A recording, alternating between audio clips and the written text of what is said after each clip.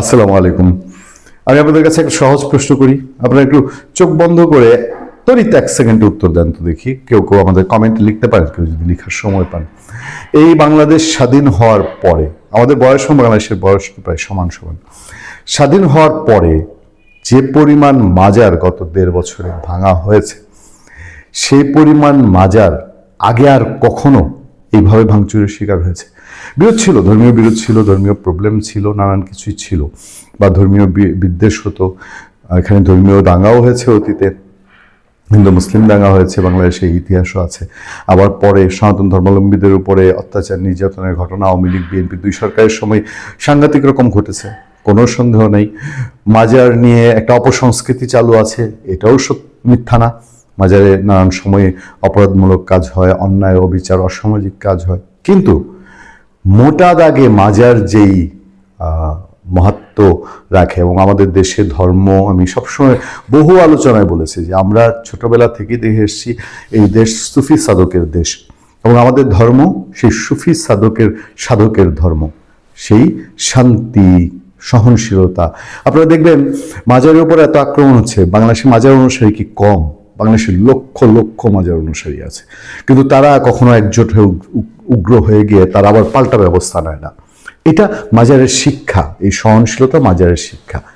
কিন্তু এত যে ধ্বংস করা হলো এতদিন পরে গিয়ে, এতক্ষণে অরিন্দম কহিলা বিষাদে, ওনার এখন মায়া কান্না শুরু হয়েছে।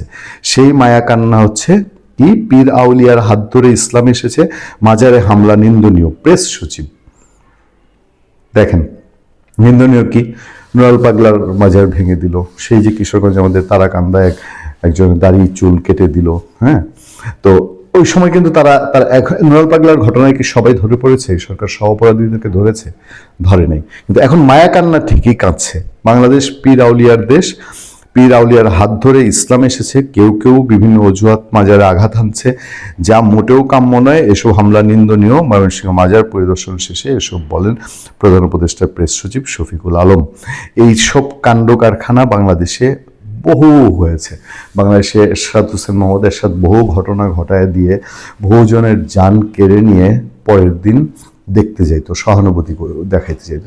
এটা পলিটিক্যাল সিনেমায় এগুলো হয়। সিনেমার মধ্যে দেখবেন যে ভিলেন কাউকে শেষ করে দিচ্ছে, তারপরের দিন সেখানে গিয়ে জড়ায় ধরে কান্নাকাটি করছে। এটা আমাদের দেখা বাংলাদেশে বহু কাণ্ড আছে। এখন শফিক সাহেবের এই ঘটনাটা, এটা অনেকটা সবকিছু তছনছ হয়ে যাওয়ার পর মায়া কান্না ছাড়া আর কোনো কিছুর সঙ্গে আপনি তুলনা করবেন?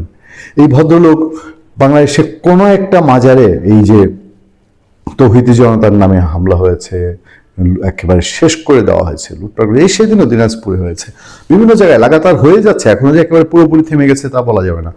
কিন্তু তিনি কি কখনো সরাসরি প্রধান উপদেষ্টাকে বলেছেন, বা প্রধান উপদেষ্টা নির্দেশ দিয়েছে যে এই মাজারে যারা এই কাণ্ড করেছে এদেরকে ধরে এনে দৃষ্টান্তমূলক দ্রুত শাস্তির ব্যবস্থা করো? তারা কখনো এটা করেনি।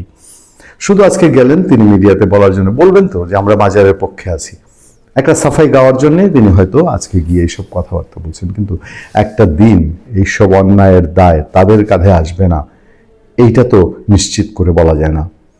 ভালো থাকবেন, সুস্থ থাকবেন। আপনাদের সাথে আমি আতিক রহমান, পূর্ণিয়া।